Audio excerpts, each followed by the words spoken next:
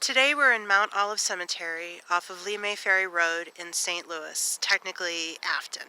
And we're over here today to bring flowers to my second great-grandma, Pauline Ilg.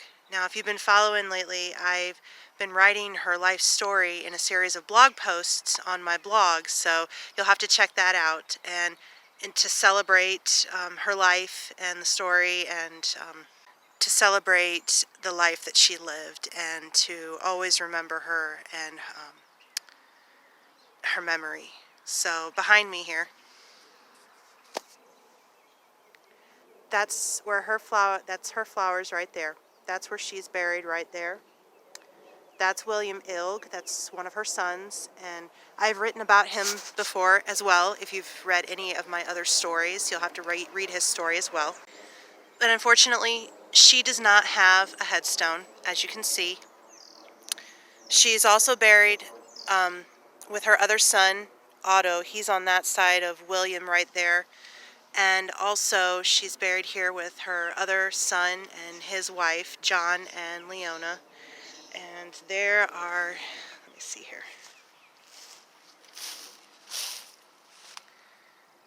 As you can see here, that's John and Leona. That's Pauline's youngest son. And then there she is back there. And then there's William, and then Otto's on that side right there. So she was able to be buried near her family and her kids. But unfortunately, she does not have a headstone, like I said, and neither does Otto. Because when she died, she had no money. She was poor. And, you know, headstones are just, they're so expensive. And the only reason William got a headstone when he died was because the government provided that for him when he died in the end of World War I. So her life wasn't an easy one. If you haven't had a chance yet to read the story about her life, you really should. And her life was full of tragedy, but she continued to fight and be strong for her children and to live the best life that she could. She came here from Germany during the Great Migration with all the German immigrants, and did her best to make a life for herself through so much tragedy. And I just felt compelled to write her story. So I hope you do take a chance, take some time and read her story, because I think you'll be amazed, as I was amazed by everything that she survived. So maybe one day, if we're able to, I will be able to put a headstone.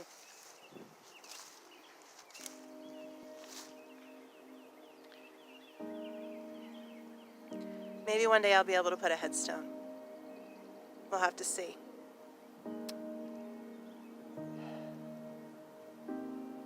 So as I showed you, Pauline is buried next to 3 of her children.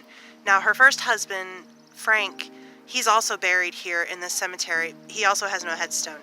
And I can't show you where he's buried because I don't know currently. I need to look at the map and find him, but I know he's buried on this side of the cemetery somewhere. But once again, he's got no headstone. And also 2 of her children are also buried here in this cemetery in the infant section, and they also do not have a headstone. So even in death, though, Pauline is surrounded by her family. So it's wonderful that they're all together. The only children of hers that are not buried here are the first couple of infants that were buried in the one cemetery that was closed down, and my great-grandfather. My great-grandfather was cremated, and his ashes were sprinkled in the river. That's what his choice was, and that's what he had done. So otherwise, the rest of her family is here. So I'm going to close out this video by reading something that I wrote. I wrote this about her life as the closing for my blog, and it just seems so fitting to be read today. Things are not always what they seem. Lives don't always work out the way we expect. And what we once thought was good ends up being bad. Pauline's life has been a prime example of taking 2 steps forward just to take 3 steps back. And every step she took, every corner she rounded, brought her to new trials and tribulations. Just when you think things are finally looking up, life hits you with a 2x4 to knock you to the ground. But no matter how many times Pauline was knocked over the head, she got back up and fought. She fought for her children. She fought for her life. And even though her life was cut short, she made it the best that she could. For without her, I wouldn't be here today. I look at her life and I'm encouraged. I'm encouraged to keep moving forward every day, step by step. And even though life will continue to knock me down, I will get back up. For the same blood that made her strong and courageous runs through me as well.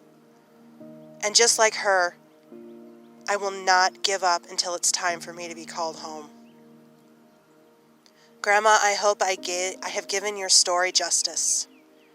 While I have not learned everything that there is to know yet, I hope what I have learned and shared has made you proud. Thank you for your strength. Thank you for your courage. Thank you for your sacrifices, so I could be here today. You will never be forgotten again, I promise.